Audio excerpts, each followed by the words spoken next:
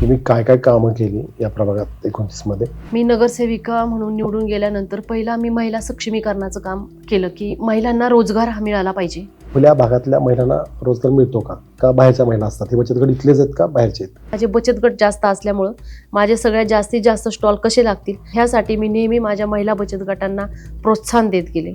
आपल्या भारतावर किंवा संपूर्ण जगावर महामारी आणि कोविड सारखं संकट आलं, त्या काळात तुमच्या बचत गटाने किंवा तुम्ही काय काम केलं होतं? बाहेर गावावरून आलेले लोक होते इथे आणि ते उपाशी राहत होते, त्यांना जेवण मिळत नव्हतं. तर आपण एक किचन चालू केलं. मी फक्त एक निमित्त होते, सर्व काही करणारे फक्त भाऊ होते आणि त्यांच्या माध्यमातून करत असताना दररोज 10-11 हजार लोकांना, नागरिकांना आपण अन्नदानाचं काम केलं स्वर्गीय आमदार लक्ष्मण भाऊ जगताप यांच्या माध्यमातून. आणि तुम्ही केलेलं असं कोणतं काम आहे की तुम्हाला अभिमान वाटतो की हे कामं माझ्या काळात झाली किंवा माझ्यामुळे झाली? प्रभाग क्रमांक 29 पिंपळेगुरवमध्ये सगळ्यात पहिलं महत्त्वाचं म्हणजे लर्निंग स्कूल झालं आमचं पिंपळेगुरवमध्ये, स्मार्ट स्कूल. स्मार्ट सिटीमध्ये ते काम आम्ही पहिल्यांदा प्राधान्याने घेतलं, कारण की त्या शाळेमध्ये उद्याचा भारताचा नागरिक घडणारा हा विद्यार्थी घडणार आहे. त्याच्यानंतर आमच्या प्रभागामध्ये टॉयलेट, बट्टूराव जगताप लहान मुलांचं खेळाचं मैदान, त्याच्यानंतर 8 to 80 75 तासामध्ये ते गार्डन केलं. आता तिथे तुम्हाला कोणते असे प्रश्न वाटतात का की कोणती कामं करायला भविष्यात करता येतील? प्रभाग क्रमांक 30 मध्ये सगळ्यात जास्त भेडसावणारा महिलांचा प्रश्न हा पाण्याचा आहे. तिथले प्रश्न पाण्याचं मागील सहकार्याने पण ते सोडवलेत, परंतु जे आता अत्यंत हिवाळ्याचे प्रश्न आहेत आणि महिला संघटन कामं करण्याची संधी तिथे मिळेल आणि ते प्रभाग क्रमांक 29 सारखंच 30 प्रभाग पण होईल. तुम्ही कोणते कोणते शासकीय योजनांवर काम केलं किंवा लोकांच्यापर्यंत पोहोचवल्या? महानगरपालिकेच्या योजना, मग श्रावण बाळ योजना असेल, संजय गांधी निराधार पेन्शन असेल, अपंगांची पेन्शन असेल, त्याच्यानंतर 5वी ते 8वी पर्यंत मुलींना मिळणारी आपली शाळेची शिष्यवृत्ती असेल, यासारख्या सर्व योजना. तुम्ही एवढं सगळं काम सांगितलं आता की तुम्ही एवढं सगळं काम केलं, सगळ्या गोष्टी आहेत, मग हे सगळं घेऊन तुम्ही आता 30 नंबर निघालाय. तुम्हाला खात्री आहे की 30 नंबरची जनता, 30 नंबरचे नागरिक तुम्हाला मोठ्या फरकाने निवडून देतील?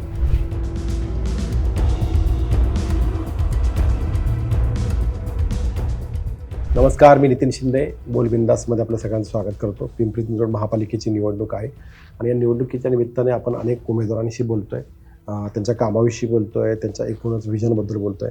असंच आपण आज प्रभाग क्रमांक 30 मध्ये उमेदवार आहेत उषाताई मुंडे, त्यांच्याशी आपण गप्पा मारणार आहे, उषाताईंच्याबद्दल जाणून घेणार आहे. आणि हे जाणून घेताना त्यांनी आत्तापर्यंत कसं काम केलं, त्यापूर्वी नगरसेवक होत्या प्रभाग क्रमांक 29 मध्ये पिंपळेगुरवमध्ये. खूप चांगलं महिलांचं काम त्यांचं आहे आणि कोविड काळात सुद्धा मोठं काम केलेलं होतं. आणि ह्या सगळ्या पार्श्वभूमीवर त्यांना 30 नंबरच्या प्रभागाचा विकास झाला पाहिजे अशा दृष्टीनं त्यांना तिकडे प्रमोट करण्यात आलं आहे असं सांगितलं जातं. आणि त्या पद्धतीनं मग त्यांच्याशी आपण गप्पा मारणार. त्यांच्याबरोबर आज आपल्याबरोबर ते आहेत. उषाताई, नमस्कार. नमस्कार ताई, सुरुवातीला तुमचा परिचय सांगता का, तुमच्याबद्दल थोडक्यात माहिती? मी उषा अंकुश मुंडे, माझं गाव जुन्नर, जन्मभूमी जुन्नर असली तरी कर्मभूमी ही पिंपरी चिंचवड आहे. पिंपरी चिंचवडमध्ये केव्हापासून आलं, काय? मी 1999ला पिंपरी चिंचवडमध्ये आले. 1999 मध्ये पिंपरी चिंचवडमध्ये आल्यानंतर 2002 मध्ये प्रतिभा महिला प्रतिष्ठान हे बचत गटांचं चांगलं काम करतात असं माझ्या ऐकण्यात होतं. मग आमच्या तिथल्या सामाजिक कार्यकर्त्या होत्या, काहींना माहिती घेतली बाबा कुठे, तर स्वर्गीय आमदार लक्ष्मण भाऊ जगताप प्रतिभा महिला प्रतिष्ठान भाऊंचं आहे असं समजलं. त्याच्यानंतर मी एक बचत गट काढला भाऊंच्या माध्यमातून आणि तिथनं माझी सामाजिक कार्याची सुरुवात झाली. तुमचा नगरसेविकेपर्यंत प्रवास कसा होता? मग हे काम करत असताना बचत गटांचं आमच्या आदिवासी समाजाच्या नगरसेविका म्हणून तिथे शकुंतलाताई धराडे होत्या आणि स्वर्गीय आमदार लक्ष्मण भाऊ जगताप आणि चिंचवड विधानसभेचे आमदार शंकर भाऊ जगताप यांच्या माध्यमातून काम करत असताना अगदी म्हणजे धराडेताईंना डोळ्यासमोर ठेवलं की बाबा धराडेताई माझ्या समाजाच्या, आदिवासी समाजाच्या, की आमच्या आदिवासी समाजाच्या एका महिलेला महानगरपालिकेचे महापौर बनवलं स्वर्गीय आमदार लक्ष्मण भाऊ जगताप आणि आताचे आमदार चिंचवड विधानसभेचे शंकर भाऊ जगताप. आणि माझ्यासारखी पण महिला बचत गट करत असताना मग मी बचत गट करायला लागले. परंतु ते बचत गटाची सुरुवात केल्यानंतर 2017ला मला भाऊंनी संधी दिली.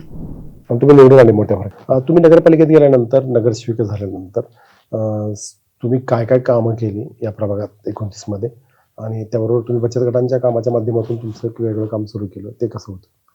मी नगरसेविका म्हणून निवडून गेल्यानंतर पहिला मी महिला सक्षमीकरणाचं काम केलं की महिलांना रोजगार हा मिळाला पाहिजे. मग हा रोजगार मिळवण्यासाठी बचत गटाच्या 850 महिला बचत गट आमचे भाऊंच्या माध्यमातून केलेले होते. त्या बचत गटांना ज्या महापालिकेच्या योजना होत्या त्या योजना महिलांपर्यंत पोहोचवायच्या आणि महिलांपर्यंत पोहोचल्यानंतर माझ्या प्रत्येक महिलेच्या हाताला काम कसे मिळेल ह्यासाठी मी प्रयत्न केले. मग ते केटरिंगचा क्लास असेल, कुकिंगचा असेल, गिफ्ट आर्टिकल असेल, शिवण क्लास असेल, यासारखे अनेक व्यवसाय होते की महिलांना त्याच्यातनं रोजगार मिळू शकतो. मग ह्याच महिलांना माझ्या कोर्सेस घेऊन सगळ्या महिलांना की काही ना काही कोर्स केल्यानंतर की महिला स्वतःच्या पायावर स्वतः उभं राहू शकतील. मग अशा 250 ते 300 महिलांना 2019-20ला आम्ही ते काम दिलं आणि नंतर आम्ही हे काम करत असताना प्रत्येक महिला सक्षम करण्यासाठी मग आपल्या महापालिकेचे जे पाणीपट्टी असेल, ह्यासारखे लाईट बिल असेल, हे महिला सक्षम करण्यासाठी महिला सक्षमीकरणासाठी देशाचे पंतप्रधान नरेंद्रभाई मोदी यांचं पण ते एक ब्रीद वाक्य होते की प्रत्येक महिला ही सक्षम झाली पाहिजे. मग त्याच माध्यमातून महिलांना ते पाणी बिल असेल, लाईट बिल असेल, हे वाटपण्याचं काम दिलं आणि प्रत्येक महिला ती धाडसाने ते करू लागली आणि करून दाखवलं महिलांनी पण की महिला ही कुठेही कमी नाही. हे असे छोटे मोठे उद्योग महिला करतात. तुम्ही असं किती महिलांचं संघटन केलं होतं? 850 आमचे बचत गट आहेत आणि माझे ते 850 बचत गटामध्ये एका बचत गटामध्ये 20 ते 15 महिला असतात. बरं. आणि त्या प्रत्येक महिलाला बचत गट म्हणजे काय आणि बचत गट का करायचे ह्याचं सगळं आमचं प्रतिभा महिला प्रतिष्ठानमधनं आम्ही ते महिलांना चांगल्या प्रकारे मार्गदर्शन करतो. मग प्रत्येक महिलेला प्रतिभा महिला प्रतिष्ठानला जॉईन कसं होता येईल आणि ते काम कसं मिळेल ह्यासाठी आम्ही नेहमी प्रयत्न करत असतो. आज बघायला गेलं तर जवळजवळ 500 ते 600 महिला रोजगार मिळवतात. मग त्या स्कूल बस असेल, छोटे मोठे व्यवसाय असतील, कोण किराणा माल असेल, परत त्याच्यानंतर ते आपलं ज्या योजना केंद्र शासनाच्या ज्या योजना असतात महिलांना, कुणी हातगाडी व्यवसाय करत हातगाडीवर भाजी विकत असेल तर त्या महिलांना आपल्या केंद्राची योजना आली आता जनधन योजना 10,000 रुपये त्या महिलेला ते उद्योगासाठी द्यायचे. मग ह्या अशा छोट्या मोठ्या योजना ज्या आहेत त्या योजना माझ्यासारख्या कार्यकर्त्यांनी माझ्या महिलांपर्यंत पोहोचवण्याचं काम केलं आणि त्याच्यानंतरच मी सगळ्या महिलांना ती योजना माहीत झाल्यानंतरच सगळ्या महिला आमच्या महिला बचत गटाला जॉईन झाल्या आणि महिला बचत गट म्हणजे खूप मोठं एक महिलांसाठी मार्गदर्शन ठरणारं केंद्रबिंदू आहे की महिला बचत गटाचा आदर्श घेऊन दुसऱ्या महिलांना त्या सांगतात ते ज्या आता बचत गटात आहेत त्या महिलांना सांगतात ते दुसऱ्यांना की तुम्ही पण बचत गट करा. बचत गट केल्यानंतर ज्या योजना आहेत त्या तुमच्यापर्यंत कशा पोहोचतील ह्यासाठी आम्ही प्रयत्न करत असतो. हे सगळं तुम्ही महिलांचं संघटन करता, काम केलं, त्यांना उद्योग व्यवसाय दिले. पण आपल्या भागात पवनाथडी खूप मोठी जत्रा होते आणि ह्या जत्रेमध्ये सुद्धा पाठीमागे असं एकदा बोलताना आपली चर्चा झाली होती की बहुतांशी तुमचेच महिलांचे स्टॉल इथे दिसत आहेत किंवा होते. आपण बोललो होतो त्याच्यावर. तर ते सुद्धा तुम्ही तो सुद्धा व्यासपीठ मिळवून दिलं की भीमतडी आहे पुण्यात, तिथं सुद्धा तुम्ही काही महिलांना हे दिलं. तर हे कसं काय करता आणि त्याच्यामुळे आपल्या भागातल्या महिलांना रोजगार मिळतो का? का बाहेरच्या महिला असतात? हे बचत गट इथलेच आहेत का बाहेरचे आहेत? मी पण स्वतः एक महिला बचत गटाची स्टॉल लावणारीच होती. मी जिथे पवनाथडी भीमथडी असेल त्या ठिकाणी मी स्टॉल लावायला जायचे. आता माझ्या परिसरातील बचत गटांना महिलांना स्टॉल लावण्यासाठी पवनाथडी असेल, भीमथडी असेल आणि महालक्ष्मी सरस, मी महालक्ष्मी सरसचं सांगते. आपले श्रावणजी हार्डीकर साहेब हे आपले आयुक्त असताना सगळीकडे स्टॉल लागत होते, परंतु आपल्या पिंपरी चिंचवड महानगरपालिकेमध्ये जे बचत गट आहेत ह्या बचत गटांना महालक्ष्मी सरस भरते मुंबईमध्ये, बांद्रा येथे. तर आपल्या सगळे मी स्टॉल स्वतः लावत असल्यामुळे मला याची पूर्ण कल्पना होती की आपल्या महिलांना ह्याचा महिला बचत गटाच्या माध्यमातून आपल्या महिला स्टॉल कुठे कुठे लावू शकतात आणि त्यांच्या हाताला तिथनं रोजगार कसा मिळू शकतो. तर आपले हार्डीकर साहेब होते. हार्डीकर साहेबांना आम्ही सांगितलं की साहेब महालक्ष्मी सरस म्हणून भरते, परंतु तिथं ग्रामीण भागातल्याच महिलांना संधी मिळते, परंतु आपल्या महिला बचत गटांना पिंपरी चिंचवड शहरातल्या महिलांना मिळत नाही. तर हार्डीकर साहेबांनी त्यावेळेस पिंपरी चिंचवड महानगरपालिकेतल्या महिला बचत गटांना पहिल्यांदा 2018 मध्ये आपले 5 स्टॉल हे बांद्रा येथील महालक्ष्मी सरस येथे लागले होते आणि त्याचा एक आदर्श घेऊन जे पवनाथडी भरती, हम्म. महालक्ष्मी सरस नंतर पवनाथडी भरती, भीमथडी भरती, इंद्रायणी थडी भरती, ह्या ठिकाणी आपल्या महिलांना जास्तीत जास्त स्टॉल कसे लागतील ह्यासाठी मी नेहमी प्रयत्न करत गेले आणि सगळ्यात जास्त महिला सहभागी पिंपळे गुरव प्रभाग क्रमांक 29 मधील कशा होतील, कारण की माझे बचत गट जास्त असल्यामुळं माझे सगळ्यात जास्तीत जास्त स्टॉल कसे लागतील ह्यासाठी मी नेहमी माझ्या महिला बचत गटांना प्रोत्साहन देत गेले की बाबा बचत गट लावल्यानंतर तुम्हाला उदरनिर्वाहासाठी आपण काय करू शकतो. तुम्ही त्यात क्लाउड किचन म्हणून सुद्धा तुम्ही एक चालवता, त्याच्या माध्यमातून सुद्धा महिलांना रोजगार मिळतो आणि गरजू लोकांना त्याच्यामुळे चांगलं जेवण सुद्धा मिळतं. ते क्लाउड किचन काय आहे आणि त्याच्याच अनुषंगाने की 2019 नंतर आपल्याला आपल्या भारतावर किंवा संपूर्ण जगावर महामारी आणि कोविडसारखं संकट आलं, त्या काळात तुमच्या बचत गटाने किंवा तुम्ही काय काम केलं होतं? ज्यावेळेस 2019ला महामारीचं एवढं मोठं संकट आलं त्यावेळेस स्वर्गीय आमदार लक्ष्मण भाऊ होते आणि चिंचवड विधानसभेचे आमदार शंकर भाऊ जगताप, माझे आमदार अश्विनीताई जगताप, म्हणजे सगळ्यांच्या मार्गदर्शनाखाली आपण ते सेंट्रल किचन चालू केलं. सगळेजण म्हणजे कोविड आल्यानंतर सगळे परगावी जात होते आणि जे इथे थांबून होते त्यांचे जेवणाचे हाल होते. तर स्वर्गीय आमदार लक्ष्मण भाऊंनी जे बाहेर गावावरून आलेले लोक होते इथे आणि ते उपाशी राहत होते, त्यांना जेवण मिळत नव्हतं, तर आपण एक किचन चालू केलं. मी फक्त एक निमित्त होते, सर्व काही करणारे फक्त भाऊ होते आणि त्यांच्या माध्यमातून करत असताना प्रत्येक दररोज 10-11 हजार लोकांना, नागरिकांना आपण बॉयलर, सेंट्रल किचन म्हणून बॉयलर होतं, बॉयलरमध्ये 20-22 मिनिटामध्ये 5,000 लोकांचं जेवण व्हायचं. पण पूर्ण पिंपरी चिंचवड मधील नागरिकांना ते आपण अन्नदानाचं काम केलं स्वर्गीय आमदार लक्ष्मण भाऊ जगताप यांच्या माध्यमातून. परंतु हे करत असताना महिलांना अगदी सगळे जिकडे तिकडे घरामध्ये होते, परंतु महामारी आल्यानंतर अगदी रस्त्यावर उतरून माझ्यासारख्या कार्यकर्त्यांनी तिथे काम केलं स्वर्गीय आमदार लक्ष्मण भाऊ जगताप यांच्या माध्यमातून. परंतु कुठलाही नागरिक उपाशी राहिला नाही पाहिजे हे भाऊंचं एक वाक्य होतं, कुठलाही नागरिक उपाशी नाही राहिला पाहिजे.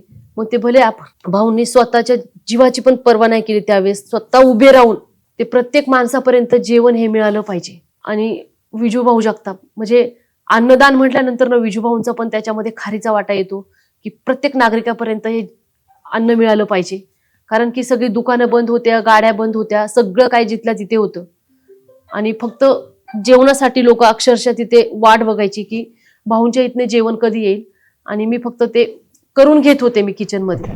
अजून कोविडमध्ये सुद्धा अजून एक असं काहीतरी तुम्ही डबे पुरवण्याचं काम हो, केलं डबे होतं. पुरवले. जे शिक्षणासाठी बाहेर गावावरून आलेले विद्यार्थी होते, त्या विद्यार्थ्यांच्या जेवणाची सोय होत नव्हती. मग त्या विद्यार्थ्यांना किचनमध्ये डबे बनवायचे आणि त्यांच्यापर्यंत नेऊन ते पोच करायचे, कारण की कोणी बाहेर पण पडू शकत नव्हतं, पण त्यांच्यापर्यंत ते जे डबे पोहोचवण्याचं काम करत होतो आम्ही. माझ्या सगळ्या महिला काम करत होत्या त्यावेळेस, जवळजवळ 200 महिला माझ्या बचत गटाच्या महिला तिथे काम करत होत्या कोविड असताना, कोविड काळामध्ये. त्यावेळेस 32 लाख लोकांना आम्ही अन्नदान केलं. 32 लाख. मग कोविडमध्ये मग जे म्हणजे एकूण क्वारंटाईन, हो, जे क्वारंटाईन केलेले म्हणजे कोविड झालेले पेशंट ऍडमिट होते, मग सिव्हिल हॉस्पिटल असेल, परत त्याच्यानंतर आपले YCM असेल, मग पेशंट ऍडमिट असल्यानंतर बाहेर जेवणाची सोय नसल्यामुळे त्यांच्याबरोबर असणारे बाहेर उपाशी असायचे, त्यांना पण जेवणाची पूर्ण सोय केलेली होती. 4 महिने त्यांना पण जेवण अन्नदान हे करत होतो. म्हणजे ती महामारीचं म्हणजे कोविड खूपच भयंकर होत होते त्यावेळेसची परिस्थिती, म्हणजे प्रत्येक जण स्वतःचा जीव वाचवत होतो. परंतु आमच्यासारखे कार्यकर्ते, आमदार शंकर भाऊंसारखे कार्यकर्ते सगळे रस्त्यावर उतरून त्यावेळेस नागरिकांसाठी, जनतेसाठी काम करत होते. मुख्यतः महिलांचं काम झालं किंवा तुम्ही बचत गटांच्या माध्यमातून काम केलं, पण तुम्ही महापालिकेत नगरसेविका म्हणून गेलेले होते. तर नगरसेविका म्हणून तुम्ही जे काम करत होता, नगरसेवकांचं जे काम आहे नागरिकांचे मूलभूत प्रश्न सोडवणे असेल किंवा इतर, तर त्या संदर्भात तुम्ही तुमच्या प्रभागात काय काम केलं आणि तुम्ही केलेलं असं कोणतं काम आहे की तुम्हाला अभिमान वाटतो की हे कामं माझ्या काळात झाली किंवा माझ्यामुळे झाली? सगळ्यात पहिलं महत्त्वाचं म्हणजे लर्निंग स्कूल झालं आमचं पिंपळी गुरवमध्ये, स्मार्ट स्कूल, स्मार्ट सिटीमध्ये. ते काम आम्ही पहिल्यांदा प्राधान्याने घेतलं, कारण की त्या शाळेमध्ये उद्याचा भारताचा नागरिक घडणारा हा विद्यार्थी घडणार आहे. त्याच्यानंतर आमच्या प्रभागामध्ये टॉयलेट, बट्टूराव जगताप लहान मुलांचं खेळाचं मैदान, त्याच्यानंतर 8 to 80 75 तासामध्ये ते गार्डन केलं. त्याच्यानंतर राजमाता जिजाऊ गार्डन हे अगोदर केलं होतं, परंतु भाऊंचं एक स्वप्न होतं ते की दुबईच्या धर्तीवर ते मिरॅकल गार्डन करायचं. ते एक चांगलं त्याच्यामध्ये बदल केला आणि त्याला त्याच्यामध्ये अनुभव बदल आला. केला. त्याच्यानंतर सायकल ट्रॅक, परत फुटपाथ, रस्ते काँक्रिटीकरण ह्यासारखे सर्व सुविधा या प्रभागामध्ये केल्या. मग त्यामध्ये चिंचवड विधानसभेचे आमदार शंकरभाऊ जगताप यांचं व्हिजन म्हणजे पूर्ण पिंपरी चिंचवड शहराला माहिती, आणि त्यांच्या माध्यमातूनच आम्ही सर्व नगरसेवकांनी ते प्रभाग क्रमांक 29 मध्ये आम्ही काम केलं. तर तुम्ही एवढं चांगलं काम प्रभाग क्रमांक 29 मध्ये दिसतंय. तुमचं बचत गटांचं काम चांगलं आहे आणि हे सगळं असताना तुम्ही प्रभाग क्रमांक 30 मध्ये जे आता लढायला गेलेत, निवडणूक लढवताय, ते काय तुम्हाला चॅलेंज वाटत नाही का, किंवा ते तुम्हाला कसं वाटतं, तुम्ही कशी घेतात ती निवडणूक? प्रभाग क्रमांक 29 मध्ये चांगलं काम करत असताना प्रभाग क्रमांक 30 मध्ये अनुसूचित जमाती, मागासवर्गीय प्रवर्गाचं तिथे शेड्यूल ट्राईब आरक्षण पडलं. त्यामुळे मला असं वाटलं की बाबा जो प्रभाग क्रमांक 29चा विकास झालाय, व्हिजन आदरणीय आमदार शंकरभाऊंचं जे प्रभाग क्रमांक चिंचवड मतदारसंघामध्ये व्हिजन आहे, तेच व्हिजन डोळ्यासमोर ठेवून की बाबा आपण तसाच विकास प्रभाग क्रमांक 30 मध्ये करू शकतो. मग माझ्या सर्व लाडक्या बहिणींना माझं महिला बचत गटाच्या माध्यमातून की जसं मी संघटन पिंपळे मधील प्रभाग क्रमांक 29ला केलं, तेच संघटन मी प्रभाग क्रमांक 30 मध्ये करण्याचा माझा मानस होता की बाबा, आणि सर्व माझ्या मतदार बंधू भगिनींसोबत मला तिथे सामाजिक काम करण्याची एक संधी मिळेल अशी मला अपेक्षा होती. तेच व्हिजन डोळ्यासमोर ठेवून मी तिथे गेले. प्रभाग क्रमांक 30 मध्ये गेले. ओके. आता तिथे तुम्हाला कोणते असे प्रश्न वाटतात का की कोणती कामं करायला भविष्यात करता येतील? प्रभाग क्रमांक 30 मध्ये सगळ्यात जास्त भेडसावणारा महिलांचा प्रश्न हा पाण्याचा आहे. तिथले प्रश्न पाण्याचं मागील सहकार्याने पण ते सोडवलेत, परंतु जे आता अत्यंत हिवाळ्याचे प्रश्न आहेत की बाबा तिथे पाण्याची थोडं कमतरता आहे, त्याच्यानंतर ड्रेनेज सारखे विषय असतील, आणि महिला संघटन हे करण्याचा एक माझा प्रयत्न होता. म्हणून मी प्रभाग क्रमांक 30 मधील जे आरक्षण असतील, त्याच्यानंतर स्विमिंग टँक असेल, अभ्यासिका असेल, त्याच्यानंतर स्मशानभूमी असतील, यासारखे कामं करण्याची संधी तिथे मिळेल, आणि ते प्रभाग क्रमांक 29 सारखंच 30 प्रभाग पण होईल. आणि शंकरभाऊ आदरणीय आमदार शंकरभाऊ जगतापांचं व्हिजन आहे, म्हणून मला वाटलं की बाबा आपण 30 मध्ये आपलं आरक्षण आहे. तर प्रभाग क्रमांक 30 मध्ये तुम्ही आता जो प्रचार करताय, प्रचार करत असताना तुम्हाला काय वाटतंय, कशी प्रभाग क्रमांक 30 मध्ये प्रचार करत असताना ही निवडणूक सर्व आमच्या लाडक्या बहिणी आणि माझ्या मतदार बंधू भगिनींनी, ज्येष्ठ नागरिकांनी हातात घेतलेली निवडणूक आहे. जसं केंद्रामध्ये नरेंद्रभाई मोदीजींची सत्ता आहे, तशी राज्यामध्ये देवेंद्रजी फडणवीसांचं आहे, आणि इथेच पिंपरी चिंचवड महानगरपालिकेमध्ये सगळ्या भारतीय जनता पार्टीसाठी सर्व ज्येष्ठ नागरिक, लाडक्या बहिणी, माझे सर्व मतदार बंधू सगळे रस्त्यावर उतरलेले आहेत.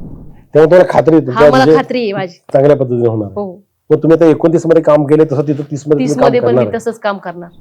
तुमचे शिवभोजन एक कल्पना होती, शिवभोजनच्या माध्यमातून सुद्धा तुम्ही खूप चांगलं काम केलं.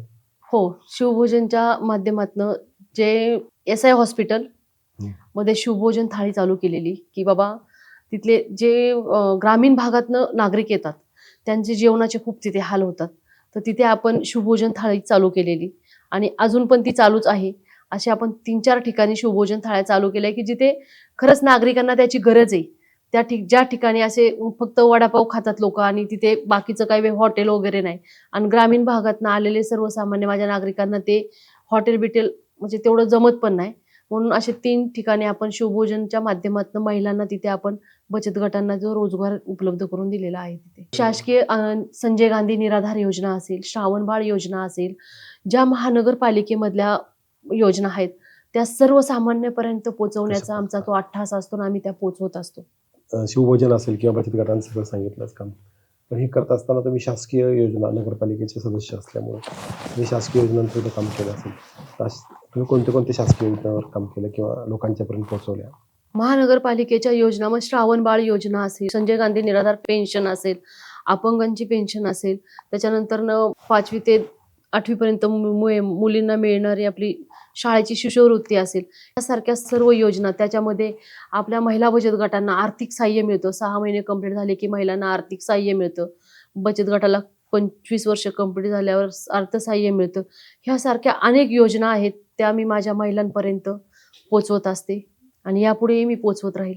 तुम्ही एवढं सगळं काम सांगितलं आता की तुम्ही एवढं सगळं काम केलं, सगळ्या गोष्टी आहेत, मग हे सगळं घेऊन तुम्ही आता 30 नंबर निघालाय.